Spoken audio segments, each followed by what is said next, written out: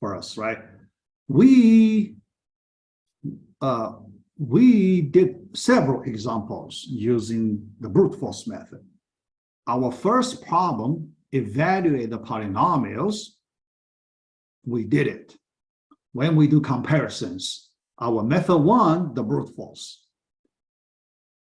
Method two, what I mean in our module one, method two, not in our project method three, Horner's rule. So we did comparisons. Yeah.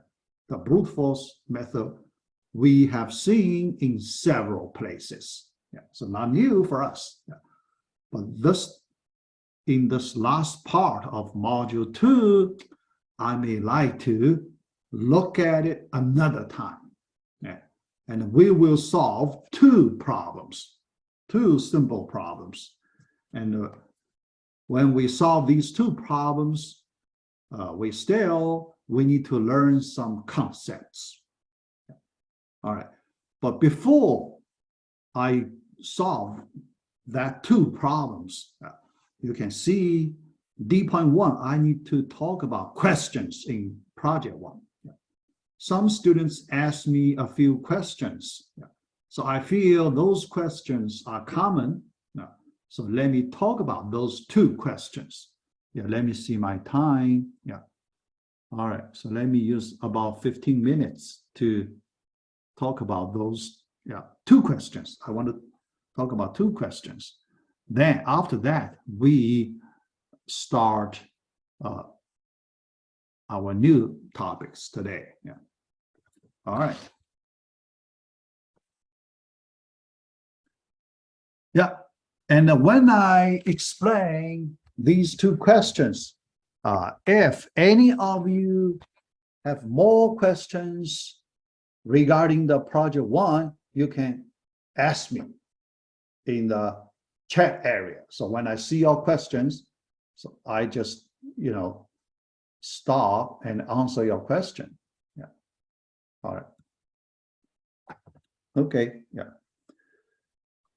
The first question I like to talk about, based on our requirement, and also I noticed for some of the students, I like to talk about,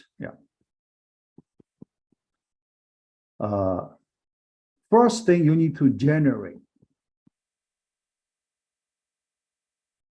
the value of X, right? Yeah. And we apply the three methods.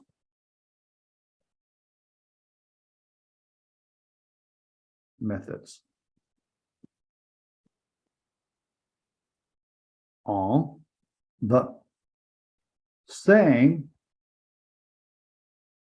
X value. Yeah, that's what we need to do. Yeah. The reason I point this out, because some students, they did in a way not quite right. So that is every time, remember we have a menu, right? We ask the user to select one of the three methods from the menu. Yeah. The menu, just a simple text menu. You do not need to create. Some student asked me if I need some graphic, fancy menu. No, the simplest text menu. Yeah, that's good enough. Yeah. When a user select one of the three methods, some students generate that X value. If you do in that way, then when we run three different methods, each method would use a different X value. That's not correct. So we should, all right, we should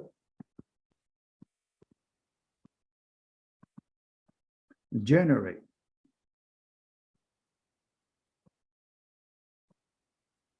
the X value before we print out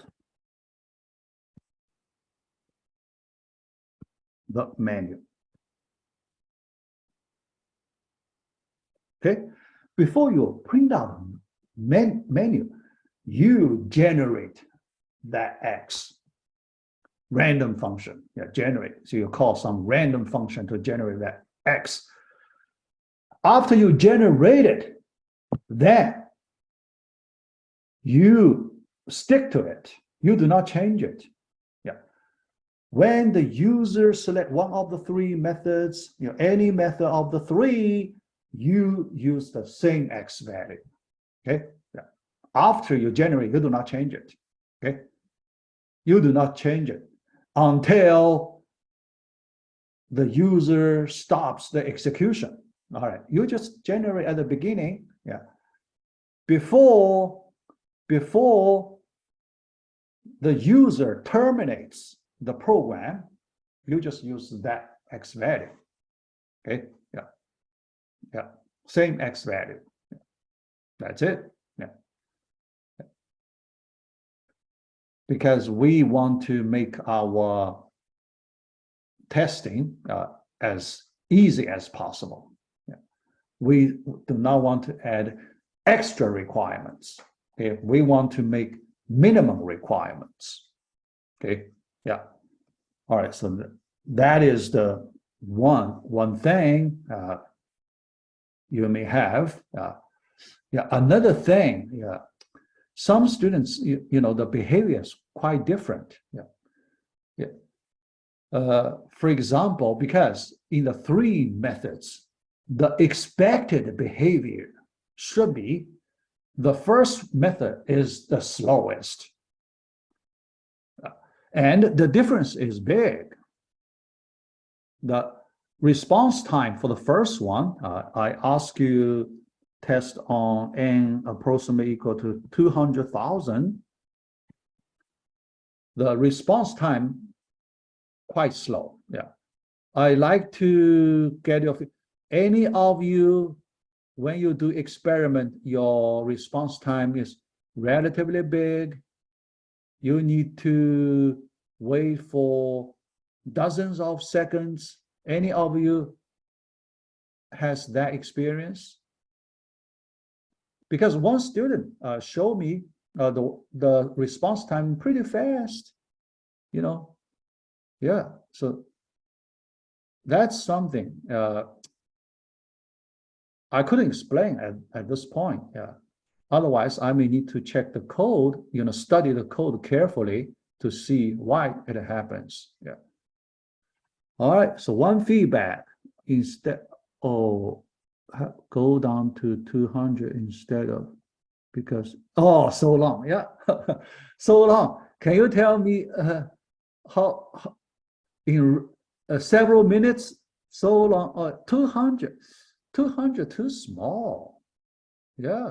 Can you try, several minutes? That's, that's not, yeah. Wow. That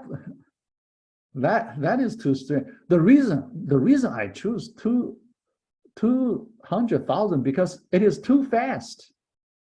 But you told me the opposite. Yeah, the reason, because if I do not choose 200,000, it will be too fast. So I try to delay it. Yeah. So Lee told me that experience. Any other students, you can tell me some different experience? I do not expect that slow. Yeah. So I'm interested in, I may like to look at your code, why it is so slow. Yeah. Yeah. All right. Yeah. Anyway, yeah. But one student showed me the response time too fast. That's also not quite right. Yeah. So I can run my program another time. Yeah. My response time approximately 30 seconds. 30 seconds. Yeah. Oh. Yeah. Running time online couldn't. Okay. Yeah. Online it's fine, work, yeah, no problem. Yeah, many students use the online compiler, that's fine. Yeah. For our project, because we do not use complex structure, so online compiler is fine for this class. Yeah, at least. Yeah. So I do not require you install your own IDE, although, for my own preference, I like to have my own IDE. Yeah. All right. Okay. Yeah. So that is this one. It looks like this time we have more questions. Yeah. My old experience, it looks like follows the pattern. Yeah. Follows the expected, results. Yeah. Yeah. Yeah. Whatever it is. Yeah. Because you need to go through this whole thing to get things right. Yeah. So that is this first question. Yeah. The second question,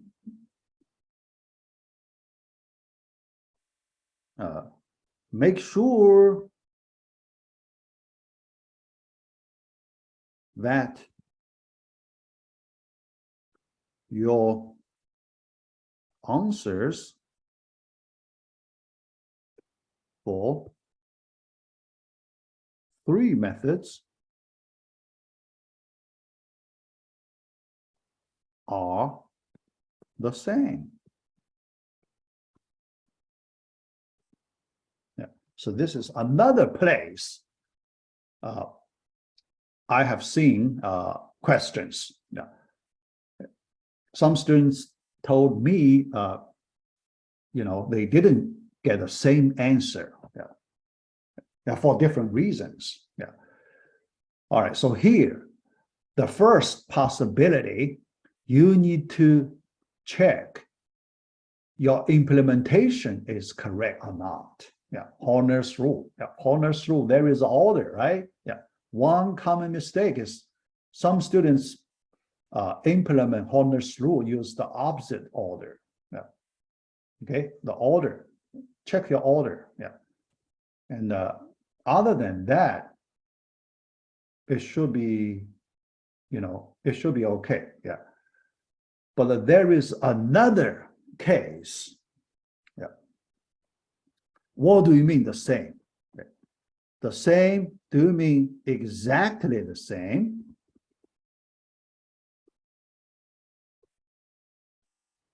Right? Exactly the same. Yeah. So that's another question. Some students give me the results almost the same, but not exact the same. Okay? Yeah. Almost the same. Not exactly the same. Yeah. That's correct. Almost same. Actually, it is the correct way, almost the same. Yeah, but I saw one feedback from a student. The feedback was first two methods gave the same answer, but the third one, the last few digits different from the first two. Yeah. So yeah, one student told me that. Yeah, that's also normal. Yeah, if you have that, that's also normal. Yeah, but why it is normal, I like to explain. So give you some short explanation. The reason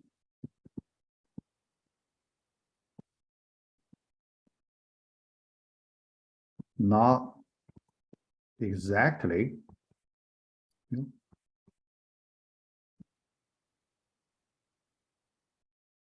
the same answer. Don't feel something is wrong, not wrong. Yeah, the reason not exactly the same due to there is a, called truncation error. Truncation error. occurs in normal computers.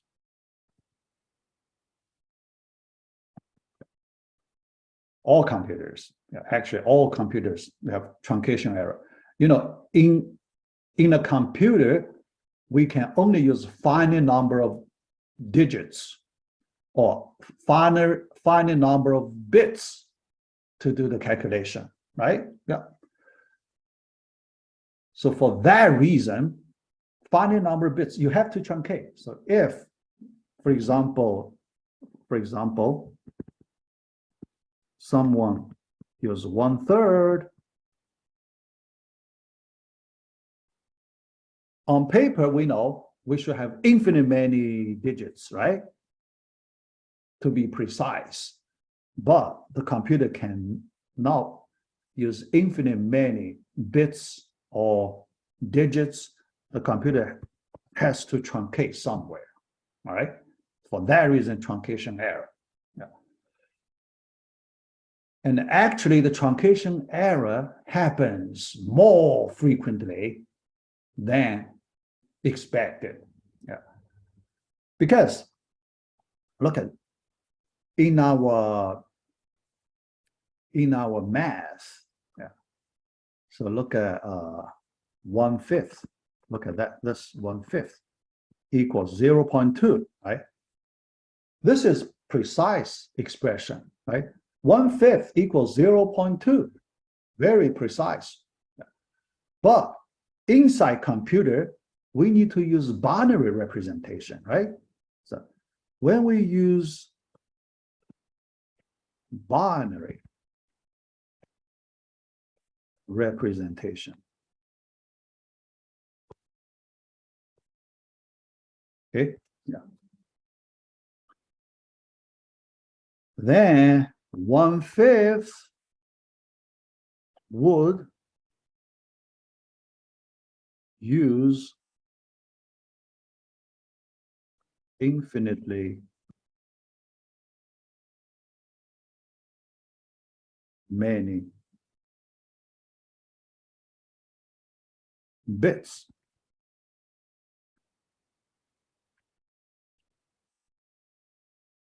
for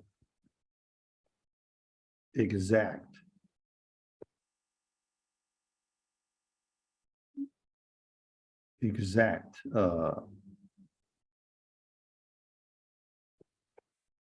representation. Okay, 1/5 in decimal system, 0.2. That's in decimal system. So we just need a finite number of digits. But when we move to binary system, yeah, the reason is obvious because 5 is not a power of 2.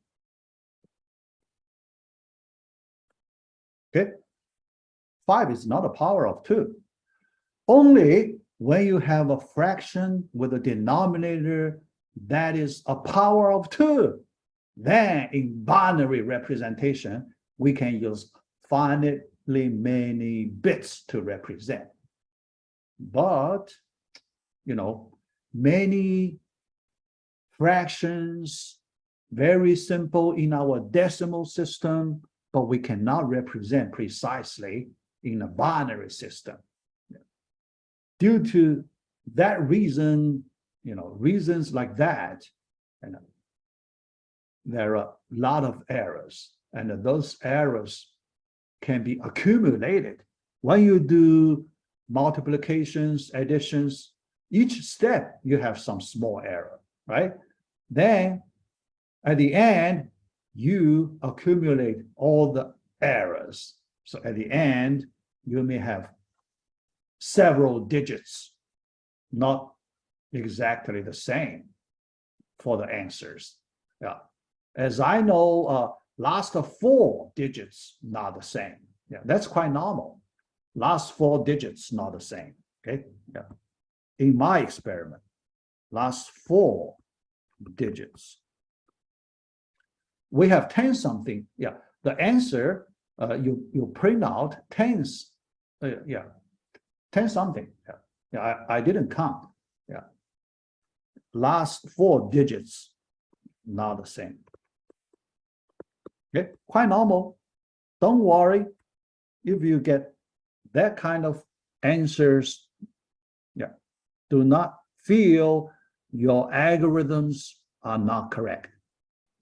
Still correct. Okay. All right. So that's what I like to talk about for the project number 1. What should the execution time be approximately? There is not a big difference. Oh, yes. This still, big difference. So I think, all right, based on my experiments, the first one has big difference. The first one has big difference comparing with second and the third. So let me say the first one is around 30 seconds. Then the second one, we need to use milliseconds. The unit, we need to use milliseconds. Probably dozens of milliseconds. Then the third one, less than 10 milliseconds. In that range. So that's my impression. So when I have a chance, I need to, I can bring back my program and do another round experiments and see if I still have that kind of results. All right. And if the behavior of your program quite different, I may like to look at why is that. Okay, I try to help you figure out why is that. All right. Okay. So that's the project 1. Let us move to our new topics today. Okay. D.2, Introduction to Brute Force Method. Actually, I feel we are quite familiar with the brute force method. But here, first, I may like to summarize a little bit. Description. Because we have some experience already, so that's better for our understanding. First, the properties of brute force method. First, it is a straightforward method.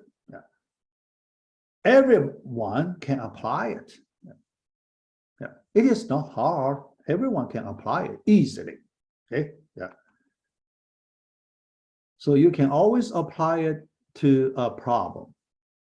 For a programmer, so here I'm talking about a programmer, general programmer, should be able to apply the brute force method easily. Okay. In general, it is not the best algorithm. In general, but it could be, in some special cases, it could be the best. But if that happens, we can say the problem is not hard, right? The brute force method can produce the best solution. Best solution, that means optimal, right? Nobody can improve it. That's the meaning. It is the best algorithm we can have. Everyone can have. All right. Not just one person, one particular person. All right. So in general, it is not the best algorithm. Even if we know that, does it have any value?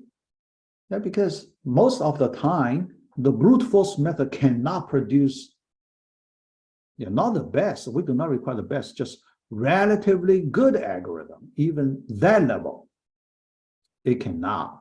do that. Yeah. So then we need to ask this question. Does it have any value? Right? Yeah. Actually, it is. It has. It has, good value in some sense, this sense, starting point. It is usually used as the starting point for more advanced algorithms. Because given a relatively hard computing problem, before we have any idea how to solve it, how can you understand the given question well, right? You need to play around. You need to do some experiments. You need to try something, right? When you try to get some experience, in many cases, people start with the brute force method, try to see, some valuable information during the process. Okay, yeah. Because we need to do a lot of investigation. If you do not have a starting point, you cannot go far, right? Yeah. So we need to get started somewhere. Okay, yeah. In that sense, it has its value. Okay, starting point. Yeah. All right. The efficiency difference between the brute force method and the more advanced algorithms could be huge. That is reflected in our problem number 1, evaluating polynomials. The brute force and Horner's rule, the difference is huge. Yeah. So we have that experience. Yeah. Yeah. All right.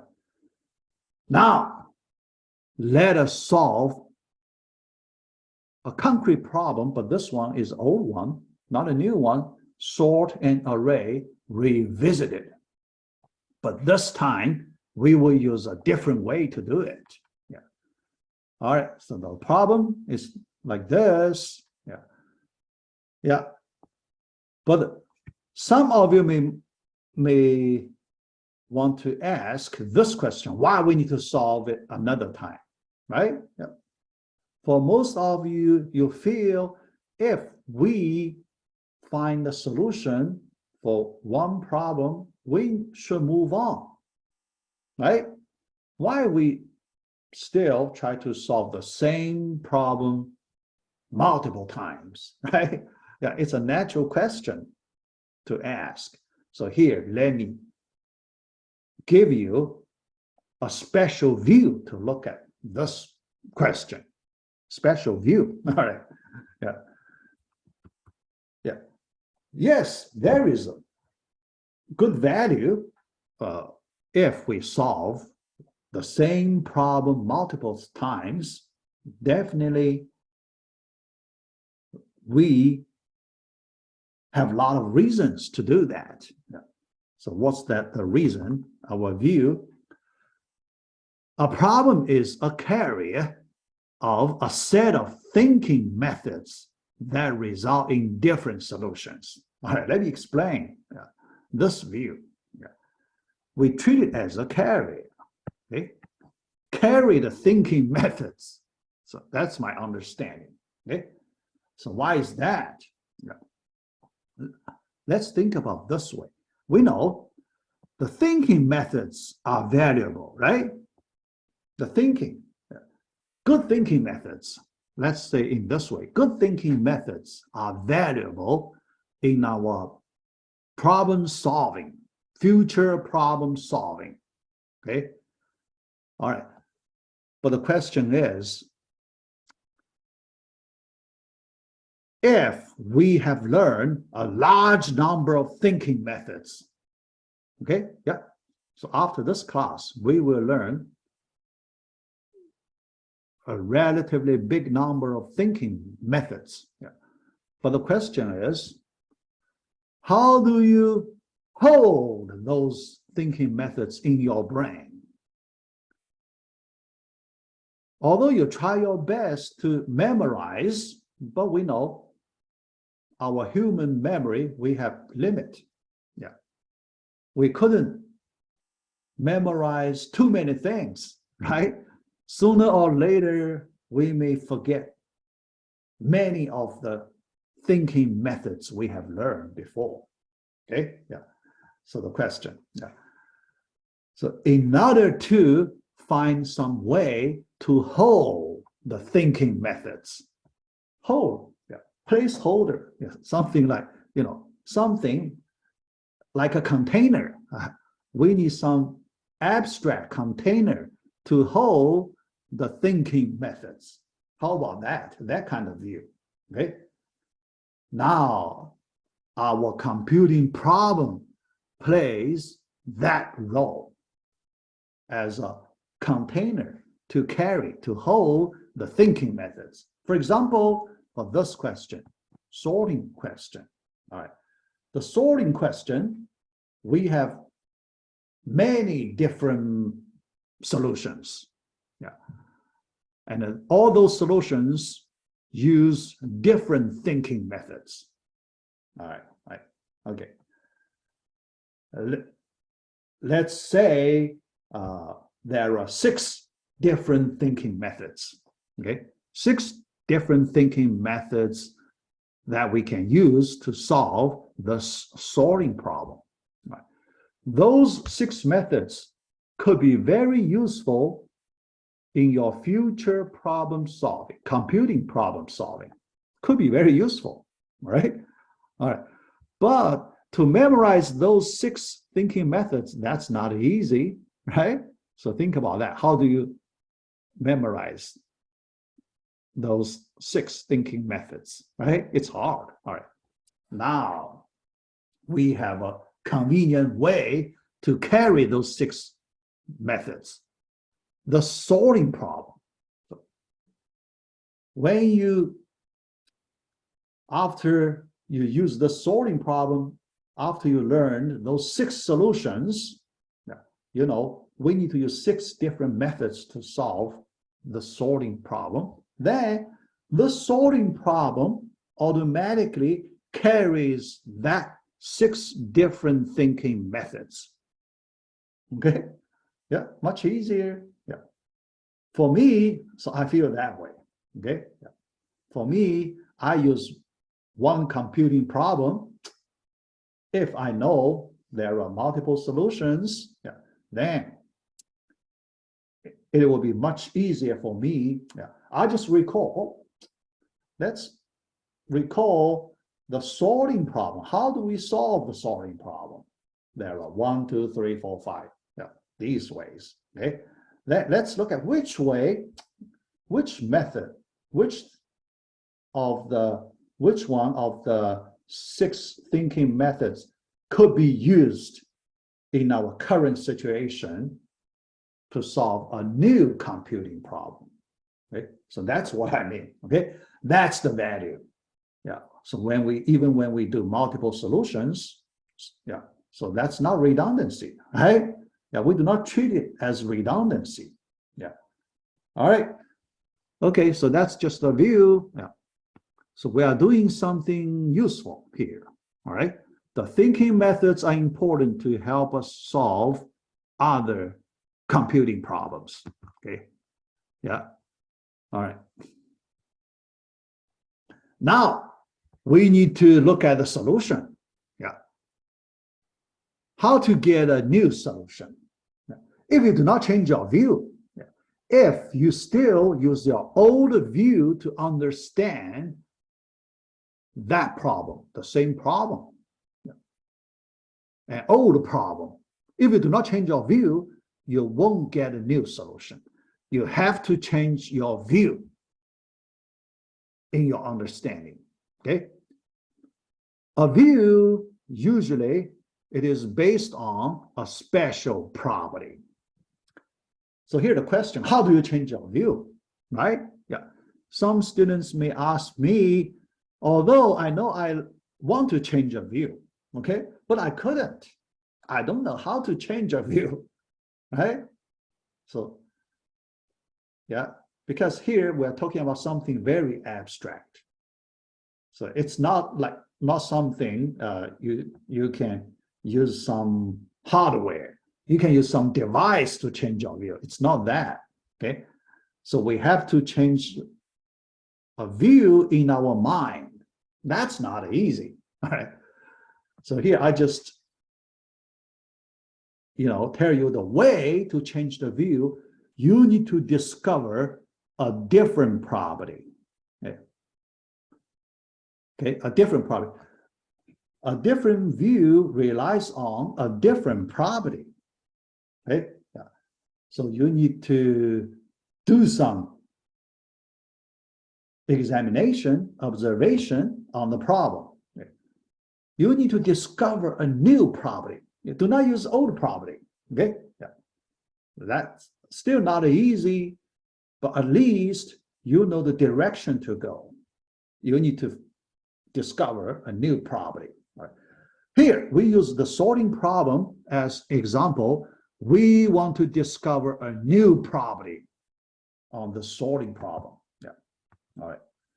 So let's look at this array. Let us do analysis here. Yeah. All right. So here, I take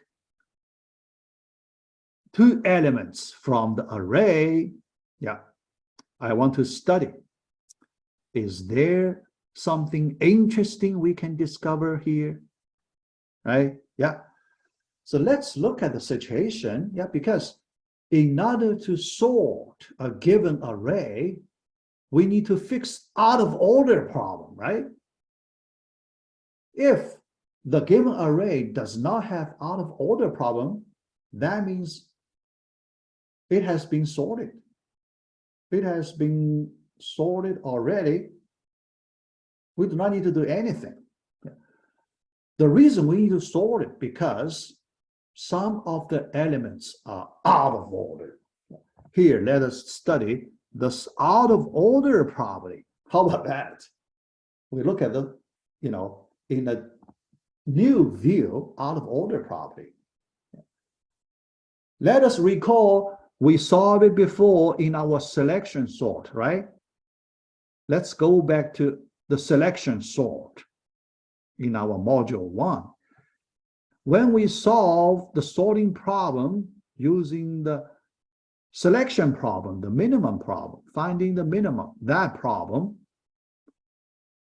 we didn't look at out of order property, right? We look at the minimum property. Minimum of the whole array, we look at that. We didn't look at, if some of the elements are out of order or not. Yeah. Here you can see we really use a different view to look at the same question. Yeah. All right. Critical property. Now we need to really get that property out of this question. We want to describe that critical property clearly. Okay. If the array is not sorted, all right, there must be two adjacent elements that are out of order. That's the property. Can you see this property? Yeah. Two adjacent. So here the question is two adjacent elements. Yeah. If you feel it is hard, yeah. So some of you may feel, yeah, it's hard to understand this property. Yeah. To make it easier for you to understand, how about I take off this adjacent first? Okay. Let us do not consider this adjacent. All right. Yeah. Can you understand this sentence first?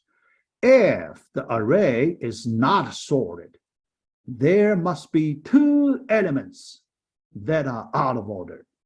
Do you feel okay with this modification? We do not look at the adjacent.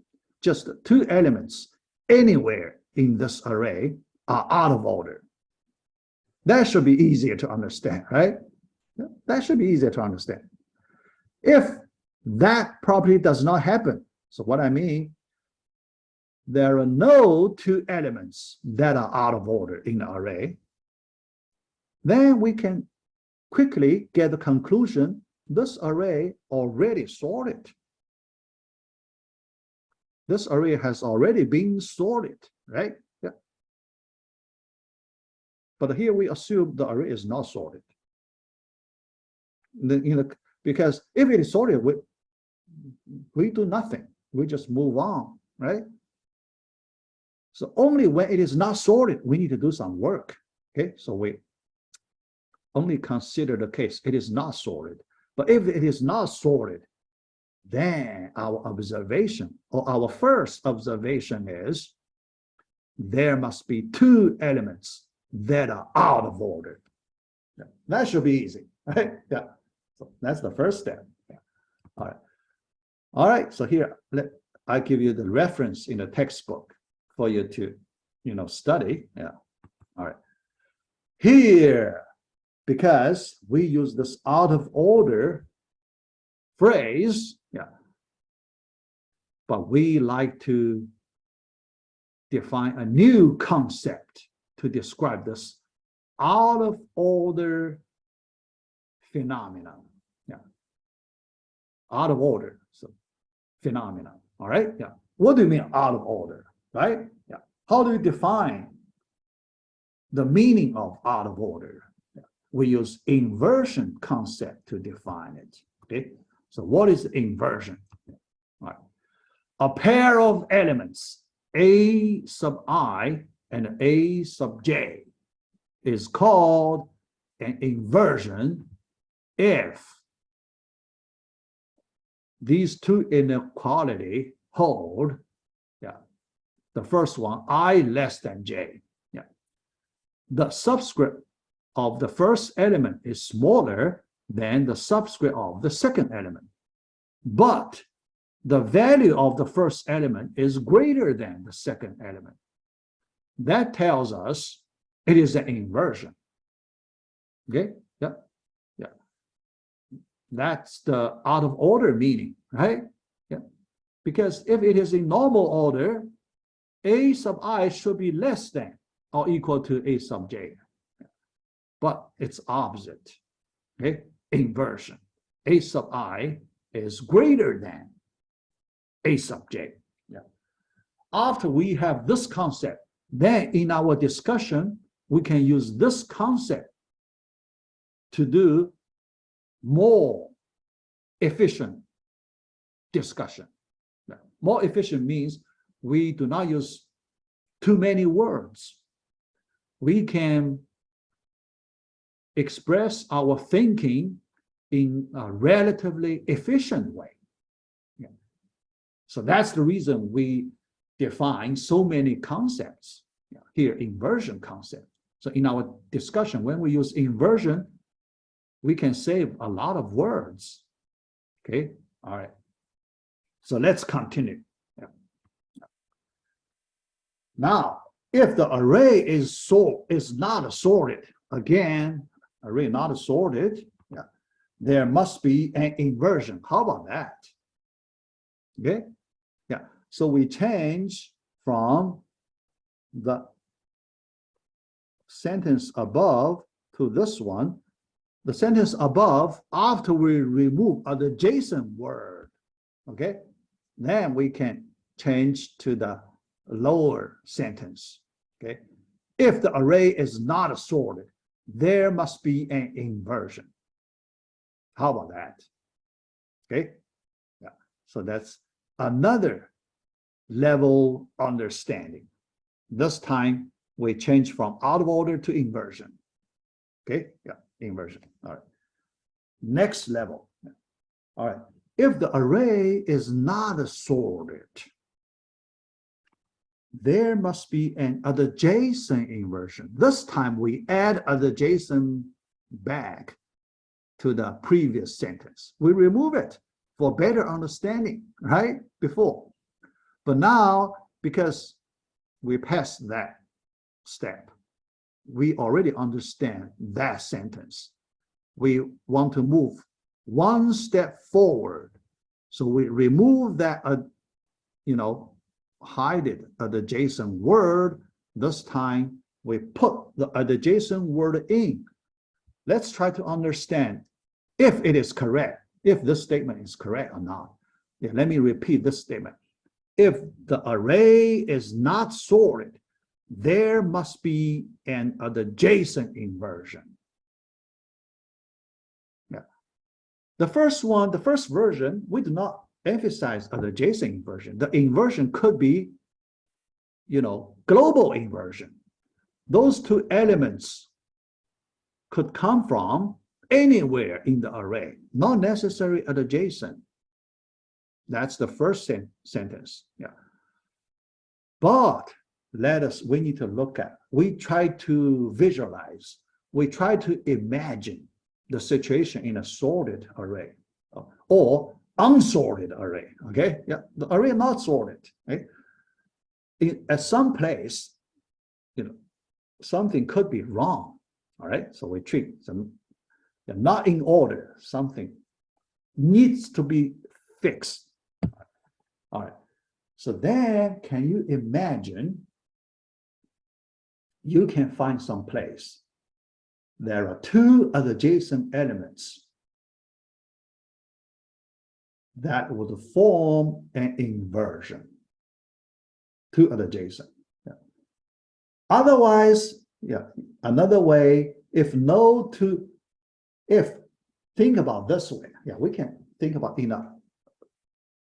backward thinking. Remember, I mentioned that way before. Backward thinking. Yeah.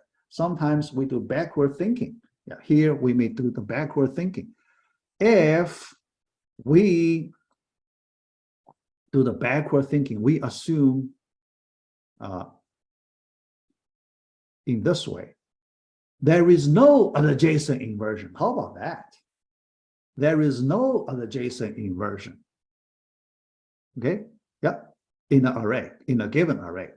That means every two adjacent elements, the first one is smaller or equal to the second one, right? If there is no adjacent inversion, we should have for every two adjacent elements, okay? The first one, a sub I, always less than or equal to a sub I plus 1. How about that? Okay? If this is true for all I equals from 0, the first one, to the last one, it should be n minus 2. Because our last element is n minus 1, right? So it is true for all these I values. Can we say this array has already been sorted? Yes, we can, right? Yeah, because in math, we have the transitivity property, right?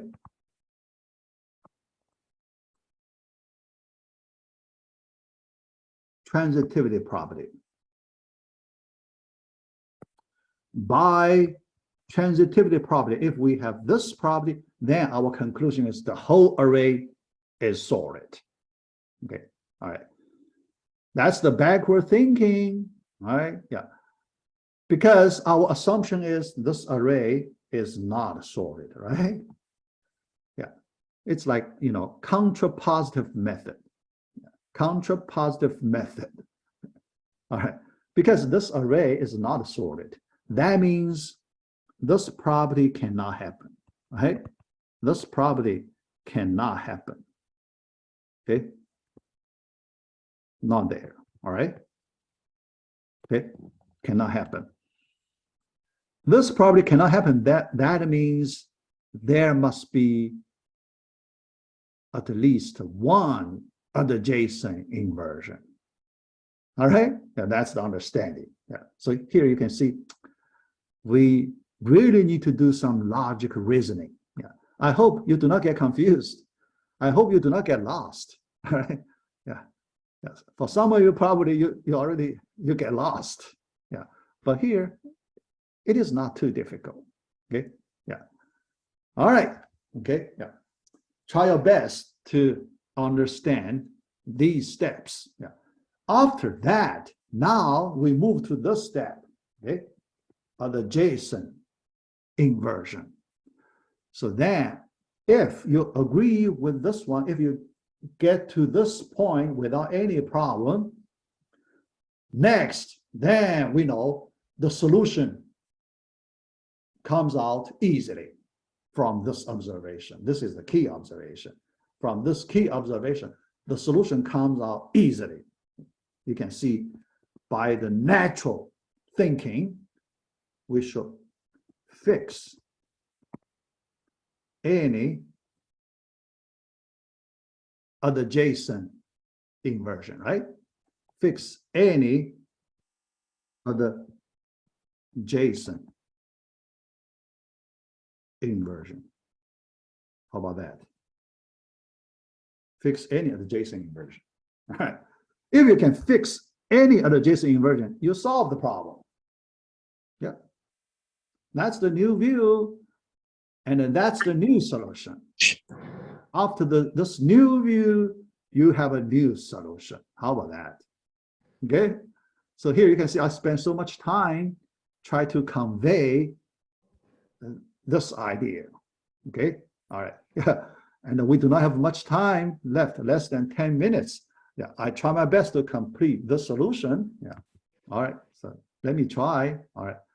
Okay. Yeah. And here there is another good view from global view to local view. Yeah. This sentence, this one, the first one, that one is the global view. Yeah. Because the inversion is the global inversion. Inversion could occur anywhere in this array in a global way. So global view. And the bottom one is a local view. We only pay attention to the adjacent inversion. We do not try to look at the global inversion. So you can see this switch would simplify the solution. Because to fix global view, it is harder, right? To fix the adjacent view, that's easy. Yeah. Global view, you need to identify the locations first. The adjacent, you have the current element, the adjacent one is the next one. So you do not need to spend too much effort to identify the location. Yeah. So we can make our solution easier by changing from global view to local view. All right. So next, yeah, what's that? Yeah. How to fix it? Right. Next question, how to fix it? Yeah. Based on our experience, it's easy to fix it, right? Yeah. Because we are familiar with a special operation called a swap operation. Yeah. Think about when you have an adjacent inversion, how easy to fix it? Just to swap on those two elements. Then you fix it. Yeah. So after that, then the implementation is pretty straightforward. Yeah. All right. So remove all the local inversions by local swaps. That's the general idea. Okay. But when we do it, we need to, do some arrangement, do some special arrangement. All right. So what's that kind of special arrangement? First, we start from the first element for each scan, from beginning to end in order, the scan, all right? Then do swaps one by one from left to right, if necessary, right? Yeah, yeah, because this step, we only do it if necessary. If there is no inversion, then you do not do it, okay? Yeah, if necessary. Yeah. Only when you detect an inversion, then you apply that swap operation. Okay, yeah, I put there if necessary. All right. Okay, yeah, yeah. Then step 3, stop at the first in-place element. Yeah, because think about when you do the swap operation, you always put the last element in place, right? Yeah. swap, swap, okay? The larger element move to the next one. The larger element in each two of the adjacent pair of elements, the larger one always move to the next one, and so on, until you reach the end. The largest element should move to the end of the array. That means it is in place. How about that? Okay, yeah. All right, so each scan, you place one element in place. But next scan, you already put some elements in place. You should not touch those in place elements, right?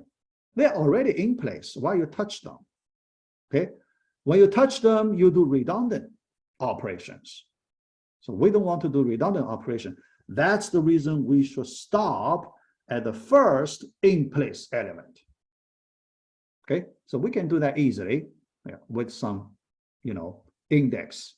Yeah, we can do it. Yeah. All right, so based on this kind of analysis at the end, yeah, so here, yeah, there is, yeah, that's the, conclusion we have. All right, the in place element for each scan appears at the end of the current array. Yeah, every time after one scan, we reduce the current array size. Yeah, elimination method, right? Yeah, if we put some of the elements already in place, we should eliminate them from our consideration by the elimination method, right? Yeah, okay, all right. So the current array is a subarray that excludes all the in-place elements. So that's, all the findings we have regarding this new solution. Yeah. Some of you, actually, it's not a new solution. Some of you probably already, connect to the bubble sort, right? This solution, it looks like the bubble sort. Yes, it is the bubble sort. I just repeat the bubble sort, but this time we use some new ideas, new understanding, especially we use the inversion concept. How about that? Global view, local view. Yeah. Think about when you learned the bubble sort before in your CS3250. Yeah, you should learn this bubble sort there. You didn't solve it in this way, right? Yeah, you didn't use the inversion concept. You didn't look at the global view, local view thing, right?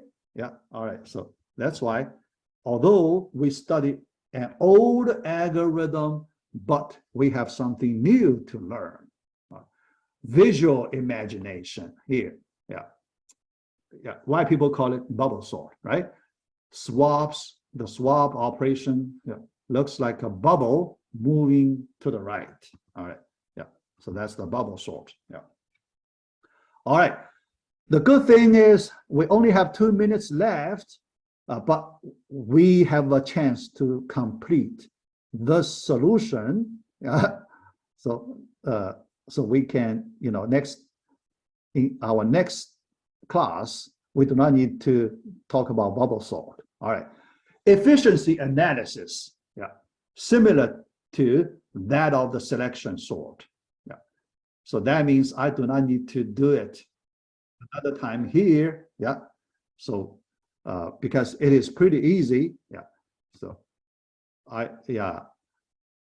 just last question before we finish. What is the basic operation? Yeah, we have a definition of basic operation before, all right? Yeah, so that operation contributes the most to the algorithm, right? The reason I ask you because we have seen 2 different operations, comparison and a swap. Here my question is the comparison the basic operation or the swap is the basic operation? Is the comparison contribute the most or the swap contribute the most? Okay, yeah, we only have the last minute. The answer is comparison. Remember, the swap operation only happens when necessary, if necessary, right? Yeah, when necessary, okay? But comparison happens all the time, right? Yeah, no matter what, no matter you do swap or not, comparison happens all the time. For that reason, the comparison operation contributes the most, more than the swap operation. Yeah. All right, so that's it. So that's the, yeah. Although I didn't complete the second computing problem, yeah, but it's okay. Yeah, we only have one problem left. So I move to our next lecture, module 3 at the beginning. So I will spend about 15 minutes to complete the next question. Yeah. All right, so that's it. So let's stop here. So if you have more